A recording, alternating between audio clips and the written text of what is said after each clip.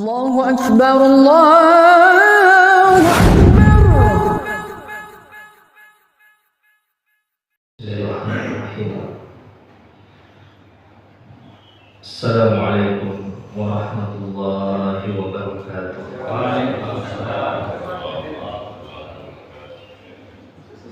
Alhamdulillahirabbil alamin.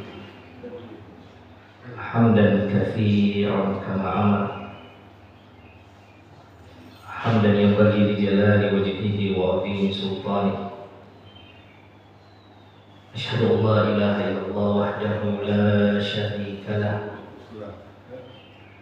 wa asyhadu anna Muhammadan abduhu wa rasuluhu al-mab'uts rahmatan lil alamin. Allahumma shalli wa sallim ala sayyidina Muhammad wa ala alihi wa sahbihi wa man tabi'ahum bi ihsanin ila yaumiddin. Allahumma iftah lana qulubana wa alhimna rushdana wahdina siratakal mustaqim. Inna nas'aluka ilman nafi'an wa imanan thabitan wa yaqinan rasikhan wa qalban khashi'an wa lisanan dhakiran wa rizqan halalan thayyiban wa amalan salihan mutaqabbalan. Jamaah sekalian, hadirin dan hadirat yang dimuliakan Allah Subhanahu wa taala, senantiasa kita memuji dan bersyukur kepada Allah Tabaraka wa taala atas karunia umur dan kesehatan serta taufik dan hidayah dari Allah Subhanahu wa taala, sehingga kita bisa menunaikan kewajiban subuh kita berjamaah di tempat yang mulia ini. Pada kesempatan ini kita akan kembali melanjutkan pembahasan seputar kehidupan dan akhlak Nabi Sallallahu Alaihi Wasallam. Yang pada pertemuan sebelumnya kita menjelaskan bagaimana pakaian dan adab berpakaian Nabi Sallallahu Alaihi Wasallam. Pakaian dan perkara muamalah yang lainnya asalnya semuanya boleh selama tidak ada larangan dalam agama kita. Nabi Sallallahu Alaihi Wasallam bersabda, "Kulu washrabu walbasu wa tasaddaqu min ghairi israfin wala makhilah." Makanlah yang kalian ingin makan, minumlah yang ingin kalian minum, pakailah yang ingin kalian pakai, dan bersedekahlah dengan apa yang ingin kalian sedekahkan, min ghairi israfin, dengan tidak mubadzir, wala makhilah, dan juga tidak melahirkan kesombongan. Kita diberikan kebebasan untuk memilih pakaian yang cocok dengan kita dan sesuai dengan selera kita, selama tidak bertentangan dengan agama. Kita mau pakai batik, kita mau pakai kemeja, kita sukanya pakai baju koko atau apapun itu, yang penting kata Nabi tidak israf, tidak mubadzir. Karena ada orang yang dalam perkara pakaian itu sampai mubadzir. Ya, mungkin masih ada pakaian yang belum dia pakai, belilah di baru yang serupa, akhirnya menumpuk sesuatu yang tidak ia sebenarnya butuhkan, ia tidak manfaatkan. Wala makhilah, dan tidak juga melahirkan kesombongan. Berapa banyak orang yang akhirnya sombong gara-gara pakaiannya atau gara-gara makanannya. Selebihnya Allah Subhanahu wa taala dan Rasulullah sallallahu alaihi wasallam memberikan keleluasaan kepada kita untuk memilih makanan dan pakaian yang cocok dan sesuai dengan kondisi kita. Selanjutnya kita masuk ke pembahasan bab majaa fi aishi Rasulillah sallallahu alaihi wasallam.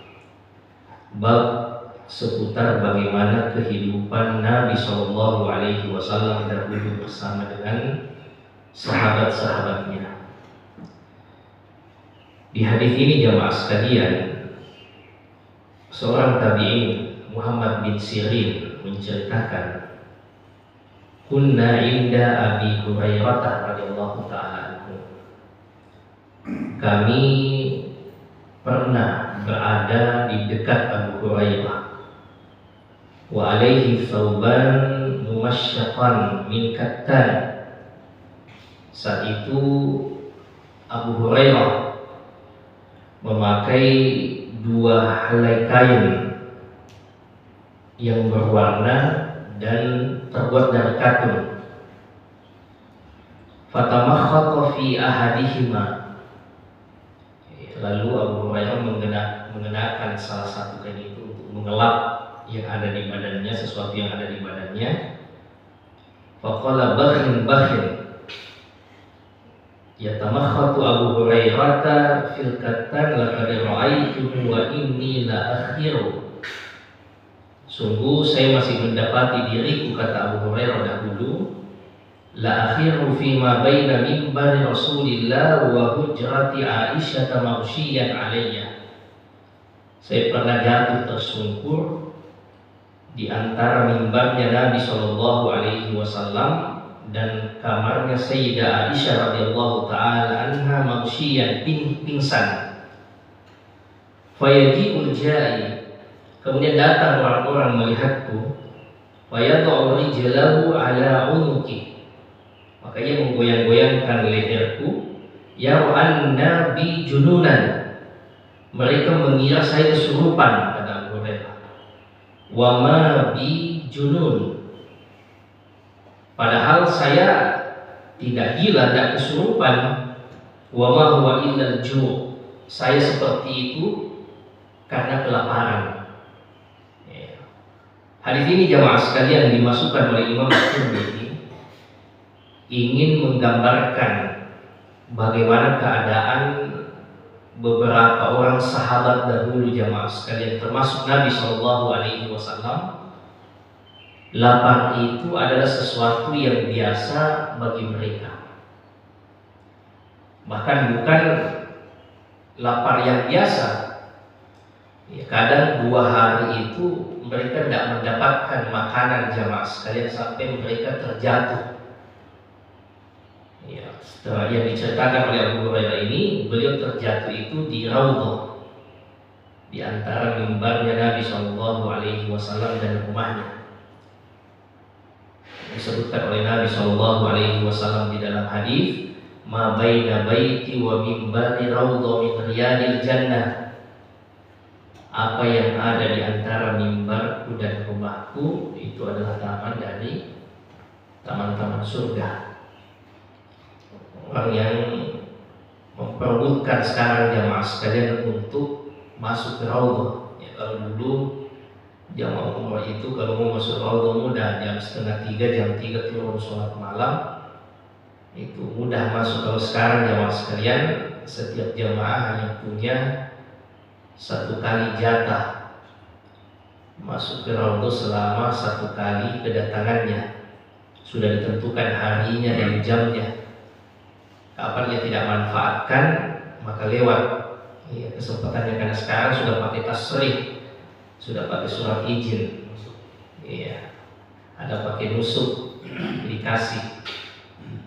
Ya, kapan tidak dimanfaatkan di hari dan jam itu maka lewat kesempatan. Beda dengan dulu. Kalau dulu ya sudah bisa antrian, atau kalau mau enak ngomong jam 2, 2:30 atau jam 3 itu turun sholat malam, itu bisa mudah masuk raudhah.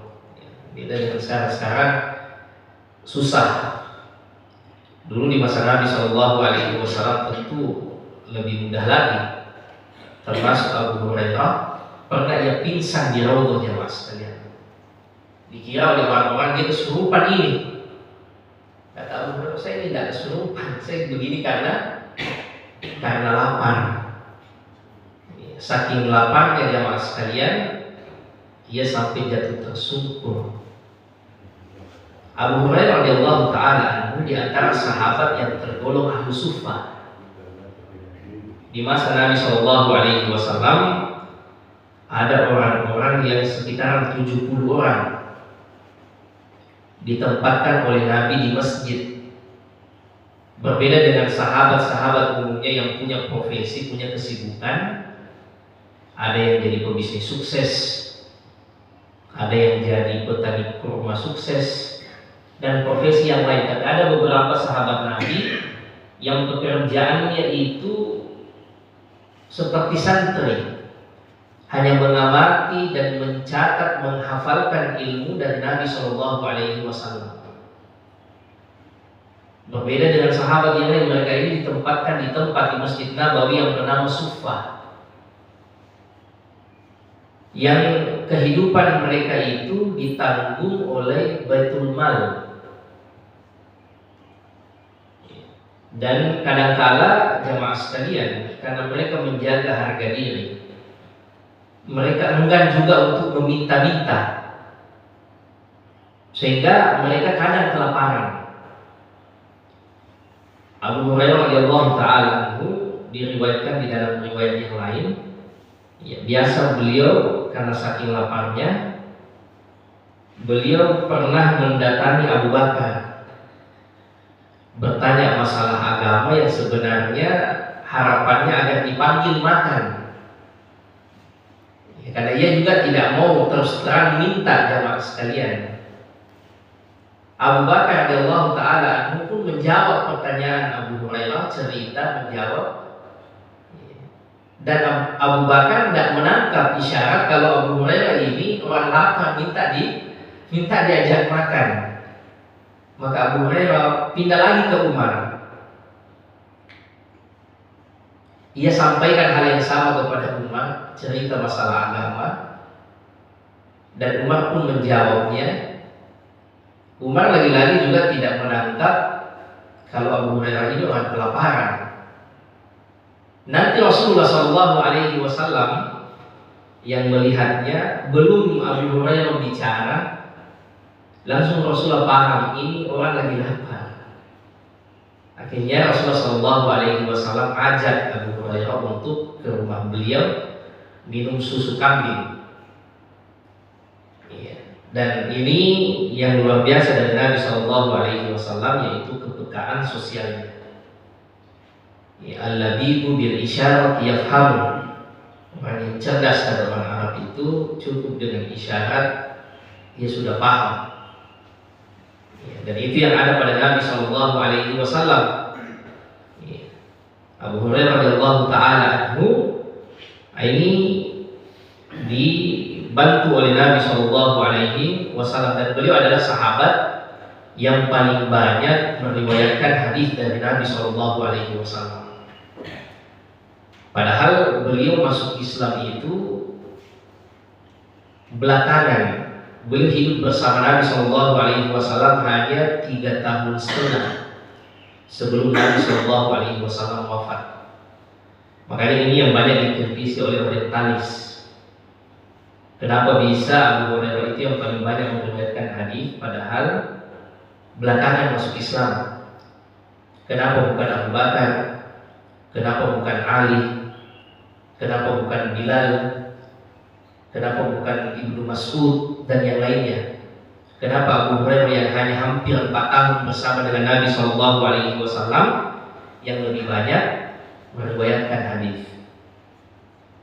Yang pertama kata ulama kita, karena Abu Hurairah ini pernah didoakan khusus oleh Nabi SAW. Nabi SAW pernah mendoakan Abu Hurairah, apa yang ia hafalkan ia tidak akan lupa. Ada doa-doa Nabi SAW kepada sahabat-sahabatnya dan semuanya dikabulkan oleh Allah Subhanahu wa Ta'ala. Ada sahabat Nabi yang didoakan agar jadi orang kaya seperti Anas bin Malik, dan betul sahabat ini menjadi kaya raya jamaah sekalian. Ada sahabat Nabi SAW sekaligus sepupu beliau, Rasulullah doakan, Allahumma faqihu fid din wa 'allimhu ta'wil. Ya Allah, jadikanlah sahabatku ini paham agama dan ajarkanlah ia ilmu ta'wil, ilmu tafsir. Dan betul sahabat ini Abdullah bin Abbas menjadi sahabat yang menjadi rujukan utama pada bidang tafsir. Makanya hampir tafsir yang sampai ke kita itu adalah tafsirnya Ibnu Abbas lewat muridnya. Dan ada sahabat-sahabat yang lain yang didoakan. Nah, untuk Abu Hurairah, Ada doa khusus Nabi Shallallahu Alaihi Wasallam, yaitu didoakan agar apa yang ia hafal tidak ia lupa. Yang kedua kata ulama kita, karena Abu Hurairah ini beda dengan sahabat yang lain, meskipun ia hanya hidup sekitar 4 tahun bersama Nabi Shallallahu Alaihi Wasallam, tapi ia betul-betul total fokus mendampingi Nabi Shallallahu Alaihi Wasallam dan menghafalkan apa yang Nabi ucapkan dan lakukan. Beda dengan sahabat yang lain. Sahabat yang lain betul lebih dulu masuk Islam, tapi mereka punya profesi. Tidak ada yang seperti Abu Hurairah fokus untuk memperhatikan Nabi, menghafalkan apa yang Nabi ucapkan dan apa yang Nabi lakukan. Sama dengan kita jemaah sekalian. Ya. Kadang ada orang itu cita-citanya ingin hafal Quran, tapi sudah sekian tahun tidak selesai hafalannya karena sedikit-sedikit, tidak fokus. Beda dengan anak kita yang masuk ke pondok pesantren, pondok menghafal Quran 3 tahun, selesai hafalannya jemaah sekalian. Karena tidak ada yang bikin kecuali menghafal saja. Sementara orang tuanya mungkin dari dulu punya keinginan, saya juga mau hafal Quran. Tapi sedikit-sedikit kadang-kadang tinggal dulu karena ada kesibukan. Begitulah sahabat. Banyak sahabat tetapi tidak ada yang betul-betul fokus seperti Abu Hurairah. Bahkan Umar sendiri meriwayatkan karena kesibukannya kadang-kadang ia gantian dengan tetangganya. Tetangganya yang hadir majelis ilmu, karena Umar sibuk, lalu nanti setelah pulang baru ia tanya tetangganya apa tadi yang disampaikan oleh Nabi. Kalau giliran tetangganya yang sibuk, Umar yang pergi belajar, baru kemudian ia sampaikan kepada sahabatnya, kepada tetangganya.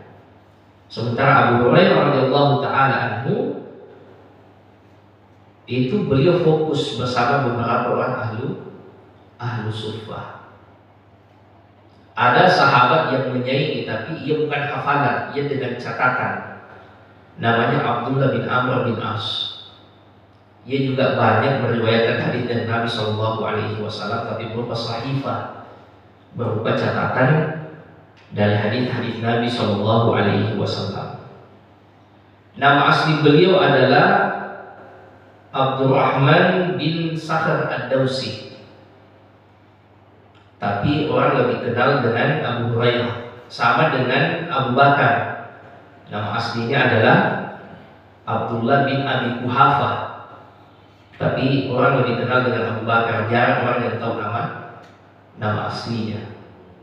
Abu Hurairah radhiyallahu taala anhu hidup dan memilih hidup sederhana seperti Rasulullah sallallahu alaihi wasallam, dan menjadi rujukan utama di dalam hadis-hadis Nabi sallallahu alaihi wasallam. Hadis-hadis Nabi sallallahu alaihi wasallam. Beliau radhiyallahu taala anhu menceritakan bagaimana lapar itu biasa dalam kehidupan, dan ini menjadi pengingat bagi kita untuk banyak-banyak bersyukur kepada Allah Subhanahu wa taala. Orang-orang saleh terdahulu yang masih termasuk Rasulullah sallallahu alaihi wasallam itu biasa mereka lapar. Dan ini ikhtiar, ini pilihan Nabi sallallahu alaihi wasallam, bukan ikhtiar, bukan karena terpaksa. Tapi itu pilihan Nabi sallallahu alaihi wasallam. Dan belakangan orang pun menemukan bahwa ternyata lapar itu dan biasa lapar itu ternyata bagus bagi kesehatan. Ini sekarang orang sengaja membuat dirinya lapar, jamaah sekalian. Orang mengenal apa itu intermittent fasting. Sengaja dalam satu hari itu jendela makannya itu hanya 2 jam, 3 jam saja. Dari siang misalnya jam 12 hanya makan sampai jam 3 saja. Setelah itu hanya minum air putih. Sengaja ia bikin lapar diri dan jamaah sekalian untuk sehat. Yang ternyata dahulu orang soleh biasa seperti itu, jamaah sekalian yang dimuliakan Allah Subhanahu Subhanahu wa ta'ala. Orang kaya sekarang banyak yang menerapkan seperti itu untuk hidup sehat. Namun poinnya sebenarnya bagaimana kita banyak bersyukur dalam hidup ini. Ya, alhamdulillah bagaimanapun beratnya hidup kita, ya tidak pernah saya kira sampai jatuh tersungkur gara-gara kelaparan, gara-gara tidak ada sama sekali yang bisa kita makan. Padahal banyak orang yang lebih soleh dari kita, tapi hal yang seperti itu biasa dalam hidup mereka. Ya kalau kita mau hitung-hitungan secara reguler, harusnya mereka yang lebih enak hidupnya. Yang kedua jamaah sekalian, dari Anas bin Malik dan Malik bin Dinar, beliau mengatakan, "Masya bi Rasulullah sallallahu alaihi wasallam min khubsin qattun wala lahmin." Tidak pernah Nabi sallallahu alaihi wasallam itu kenyang dari roti dan daging, ila ala dhafaf, kecuali Nabi itu senang makan ala dhafaf. Sa'altu rajulan min ahli badiyah. Malik bin Dinar berkata, saya bertanya kepada orang Badui apa itu makan ala dhafaf. Orang Badui mengatakan ajatana wala ma'anas. Ala dhafaf itu artinya makan bersama dengan orang lain, makan rame-rame. Nabi SAW sama dengan manusia yang lain itu punya makanan kesukaan. Di antaranya yang ada dalam hadis makanan kesukaan Nabi SAW, Nabi itu senang dengan lambu. Beliau senang makan daging, terutama daging kambing. Nabi SAW senang dengan minuman yang manis, ya, air redaman kurma. Namun ternyata tidak setiap keinginan beliau itu yang selalu ada setiap hari. Nabi senang makan daging, tapi tidak berarti setiap hari, setiap saat Nabi makan daging. Beliau senang makan sesuatu, tapi tidak berarti sesuatu itu harus selalu ada. Dan begini kata beberapa ulama kita, terutama ahlus suluk, bagaimana kita mendidik nafsu kita jamaah sekalian, bahwa tidak setiap yang kita inginkan itu yang harus selalu ada. Mungkin suatu waktu kita mau sekali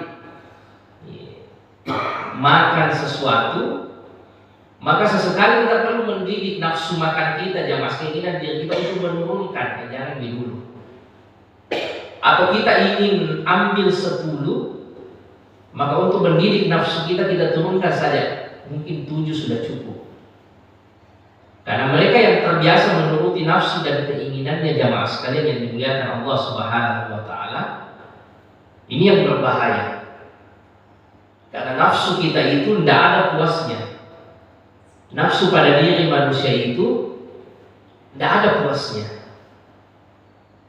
Geritnya akan selalu naik. Kapan ia sudah dipenuhi keinginannya, maka level keinginan itu akan naik lagi. Waktu kita dulu mahasiswa jamaah sekalian, ya, kalau makan pakai Indomie itu enak sekali dirasa. Tapi setelah banyak uang, level enak itu juga naik jamaah sekalian. Nah, kapan kita selalu memperturutkan setiap apa yang kita inginkan harus selalu ada, maka selamanya juga nafsu itu akan menuntut. Makanya ini yang dilakukan oleh Nabi pada dirinya dan kepada keluarganya, bahwa tidak setiap apa yang kita inginkan harus selalu ada. Ya, kita suka makan daging, tapi ternyata kata sahabat, Nabi itu tidak pernah kenyang dalam hidupnya itu dari makan daging. Padahal sahabat tahu betul Nabi itu suka makan daging. Yang kedua jamaah sekalian, Nabi SAW itu senang makan ala dhafafin, senang makan bareng. Beliau bukan orang yang senang makan sendiri, apalagi sembunyi-sembunyi. Nabi di antara kebiasaan Nabi SAW itu beliau senang makan bareng. Ya, makanya teman-teman tabligh itu biasa, orang Arab juga jadi budaya orang Arab itu senang makan di atas nampan. Meskipun tidak harus seperti itu, bisa dengan masing-masing dengan piringnya, yang penting duduk bareng, duduk bersama. Ya. Nah, itu kesenangan Nabi Shallallahu Alaihi Wasallam. Ya, senang makan bareng dengan orang lain. Apa yang dimakan oleh orang itu juga yang beliau makan.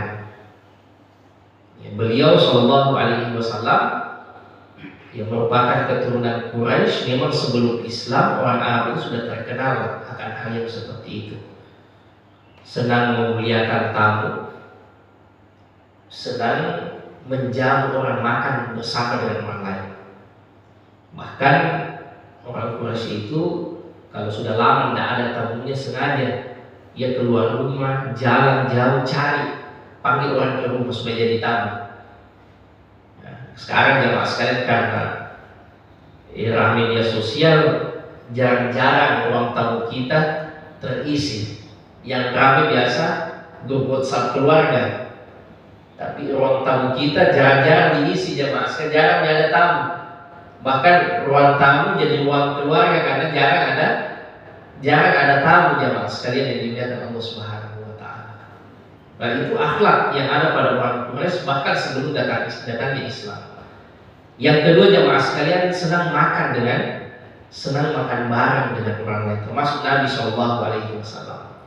Nabi itu biasa diajak oleh sahabatnya makan, tapi bukan hanya biasa ditraktir. Nabi juga biasa memanggil dan mengundang sahabatnya makan di rumah, meskipun dengan syarat sederhana. Yang penting makan bareng. Ya, kalau sekarang orang dengan ngopi jamaah sekalian, katanya bukan rasa kopinya, tapi obrolannya itu. Ya. Begitu Nabi SAW senang, meskipun makanan sederhana, tapi senang kumpul dengan sahabat. Di situ Nabi biasa cerita, biasa nasihati sahabatnya. Ya. Kemudian beliau juga biasa mengundang sahabatnya. Ya. Kalau sekarang konteksnya jadi ngopi ya mas sekalian, senang ngopi.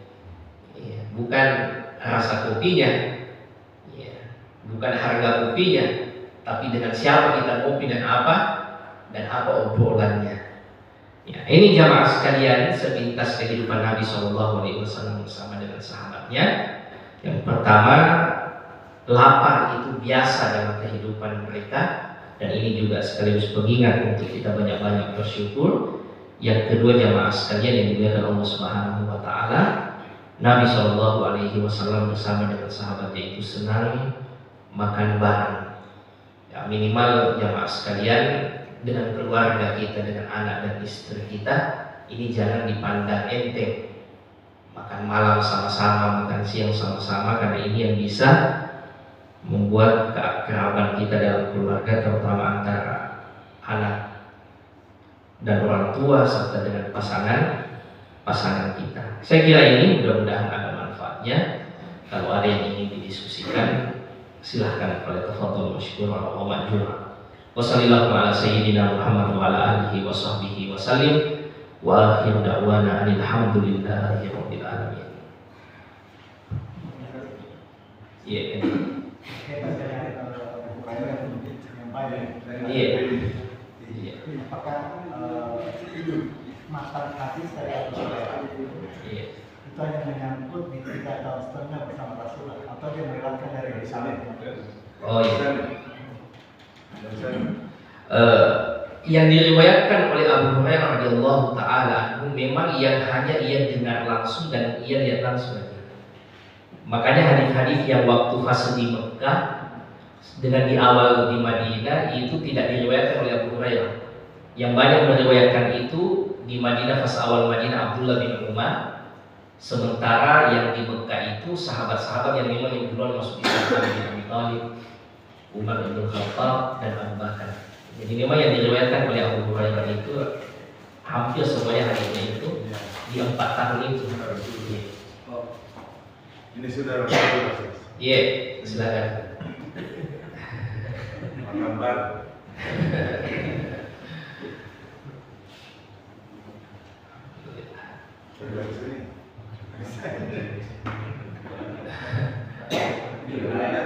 Sampai di Lombok. Ya, ini di antara kenikmatan ini bisa tidur meskipun di dalam pengajian. Berapa banyak orang sekarang tidak bisa tidur kalau tidak minum obat. Nah, jadi kalau bisa tidur itu meskipun dalam pengajian itu disyukuri ya. Nikmat bisa tidur itu karunia luar biasa. Kenapa lagi taman surga? Iya. Apalagi ketenangan, karena di antara keutamaan majelis ilmu itu kata Rasulullah turun sakinah, turun ketenangan. Ini itu di antaranya, ada yang dapat sakinah enak tidurnya. Kalau khutbah Iya. Kalau khutbah itu kelalaian itu. Yang penting jangan bersandar. Ya kalau khutbah itu tidurnya jangan sandar, karena dalam fikih kita di antara tidur yang membatalkan wudu itu adalah tidur dengan tidak menguasai anggota tubuh. Ya, tidur dengan tidak menguasai anggota tubuh itu maksudnya dengan baring atau bersandar. Tapi kalau masih tidur duduk, itu tidak membatalkan wudu dalam mazhab Syafi'i. Nah, yang bahaya itu kalau tidur bersandar, dia lepaskan badannya, dia sandar seperti orang baring, apalagi sampai ngorok. Nah, itu wudunya batal dalam mazhab Syafi'i. Tapi kalau tertidur dengan tetap duduk biasa, ya itu tidak sampai membatalkan wudu. Dalam fikih Syafi'i disebut hayal mutamakkin. Kalau masih hayal mutamakkin, masih menguasai badan, nah itu tidak membatalkan wudu. Tapi kalau sampai sandar, apalagi baring, nah itu yang membatalkan wudu. Iya, dan tidak tahu memang ya kok khutbah Jumat itu iya kayak pengantar tidur. Ya, kalau mulai nih khotib khutbah juga kayak mulai dengan tuh orang nanti terbangun atau ternyata sudah mau komat. Iya. Kami yang biasa khutbah kadang sengaja memang tidak ambil dulu satu hari mau juga tes bagaimana rasanya jadi orang mendengar. Jangan sampai kita ini khutbah terus tidak rasakan bagaimana jadi pendengar. Oh ternyata kita memang betul-betul ngantuk juga ya. Ya, makanya tidak usah terlalu lama dan disesuaikan saja. Apalagi kadang kalau khotibnya baca teks, ya itu asli bikin ngantuk sekali. Nah, makanya kadang kita khotib itu belajar juga kasih libur dulu, jadi pendengar. Oh ternyata begini, jadi pendengar bikin ngantuk dan seterusnya. Allah musta'an. Ya silakan. Iya. Makan Iya. yang ganjil. Artinya Nabi pernah Makan apa? ganjil. Makan ganjil. Ganjil artinya tidak pernah tidak selalu ganjil. Nah, artinya kalau kita makan misalnya ada sesuatu dua di situ, terus kita ambil satu, terus kita potong setengahnya situ, setengah. Itu kan ganjil juga setengah, tapi pasti kan setengah itu. Bagaimana nih antara Tidak sebenarnya dibilang harus selalu ganjil. Cuma ada memang yang meriwayatkan kalau Nabi makan kurma itu biasanya ganjil. Ya, tapi yang ada dalam hadis itu Nabi itu tidak pernah menyisakan makanan. Ya, jadi kalau ada dua, ya, kemudian kita mau supaya ganjil misalnya disisa setengah, nah itu lebih baik tak kalau dikasih habis saja. Karena itu bisa jadi mubazir. Siapa juga yang makan sisanya.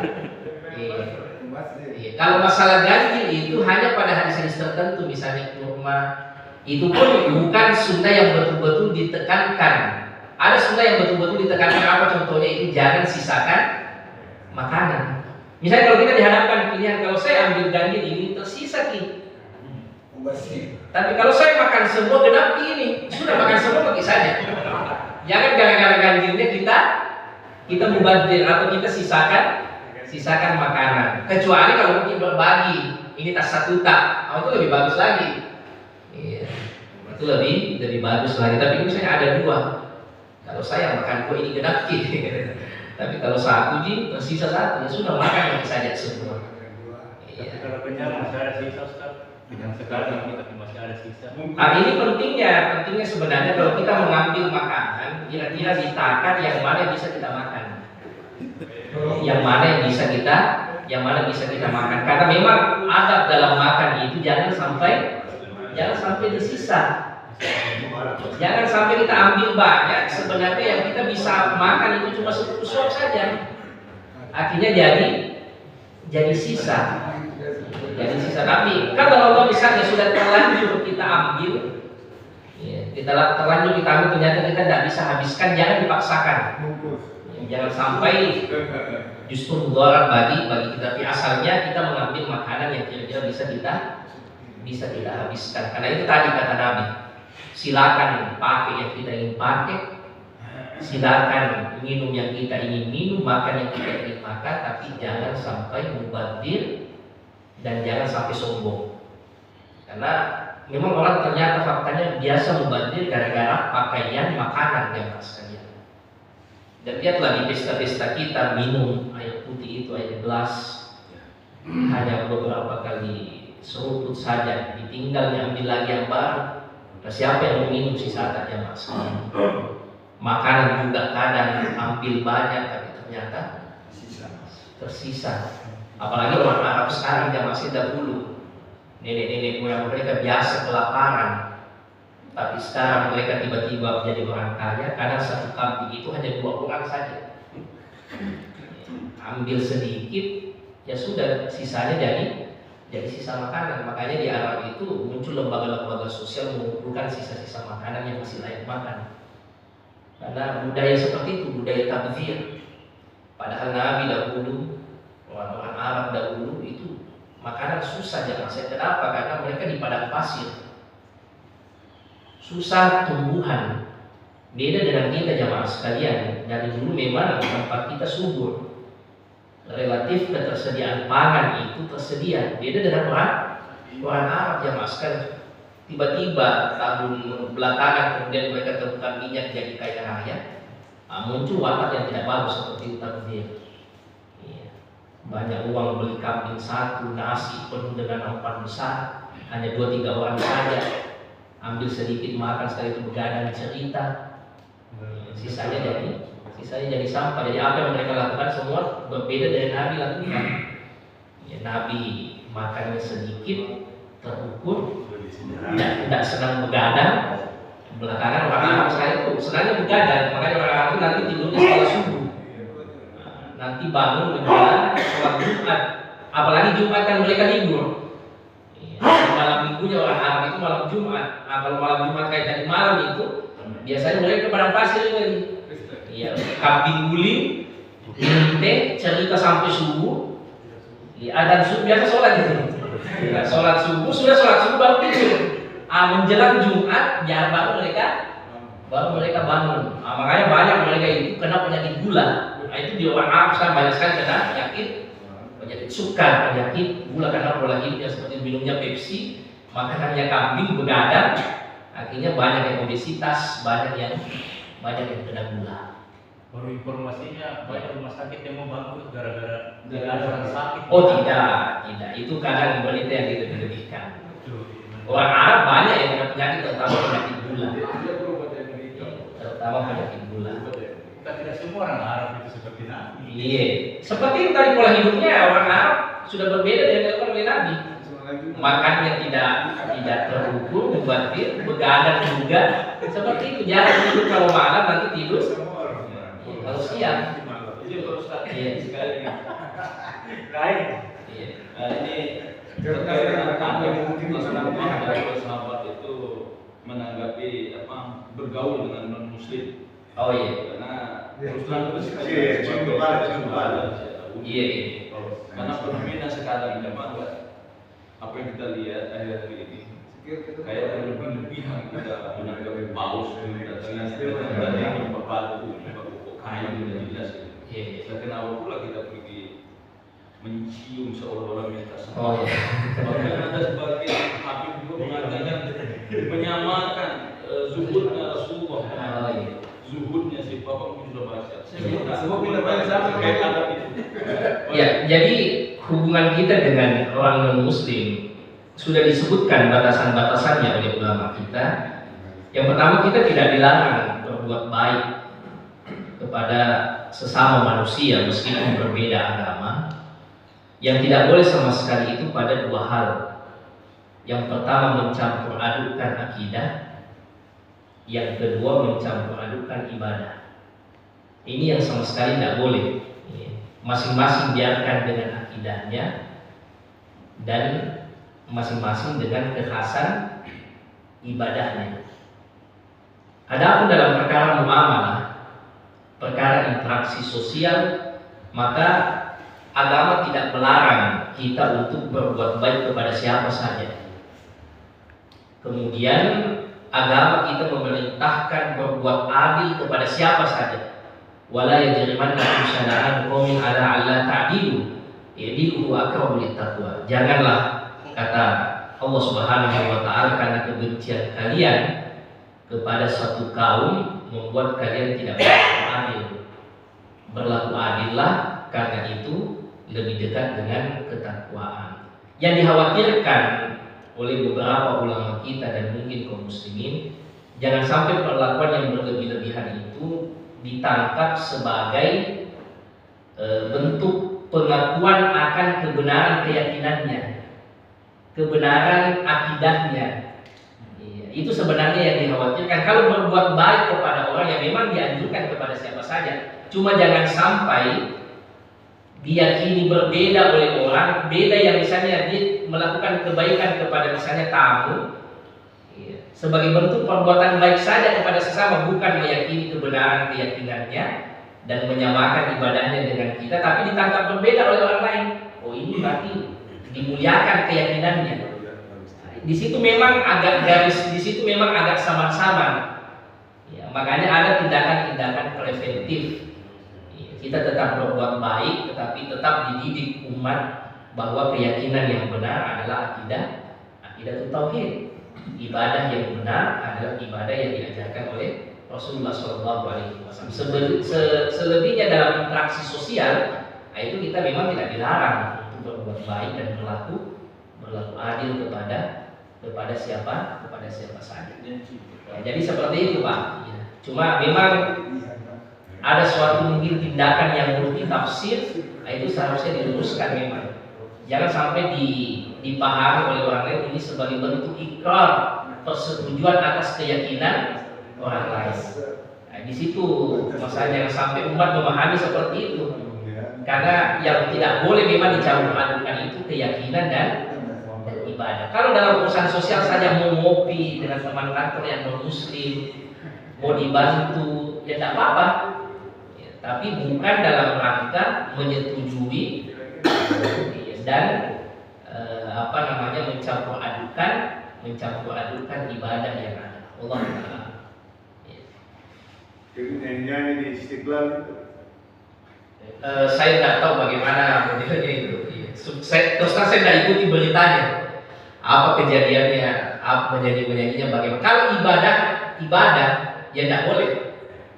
Karena tidak boleh dicampur adukan antara ibadah. Biarkan muslim dengan ibadahnya, biarkan orang Islam dengan ibadahnya. Itulah lakum dinukum waliyadin. Karena prinsip toleransi yang diajarkan oleh Nabi itu tidak saling mengganggu dan tidak dicampur aduk. Karena kan itu asbabun nuzulnya ayat itu datang tawaran dari orang Quraisy.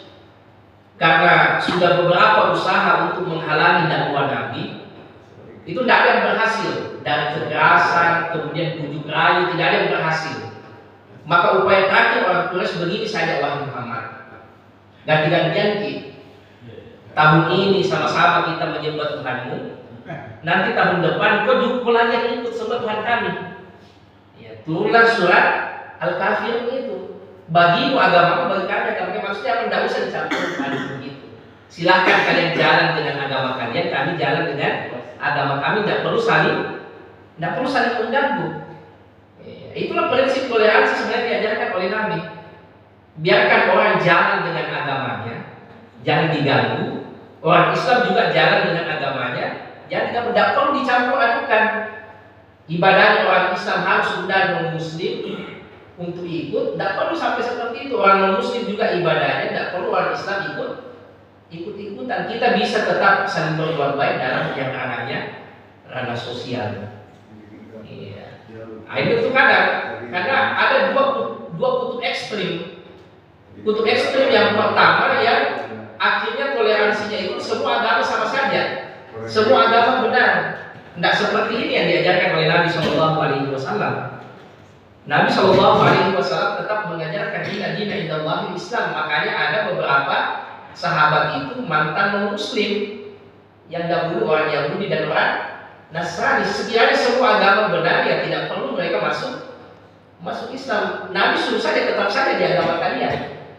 Nah, ada kutub ekstrem yang lain, pokoknya kalau berbeda halal darahnya harus dizolimi. Orang kebaktian hari Ahad datang bawa bom. Ini tidak benar. Iya.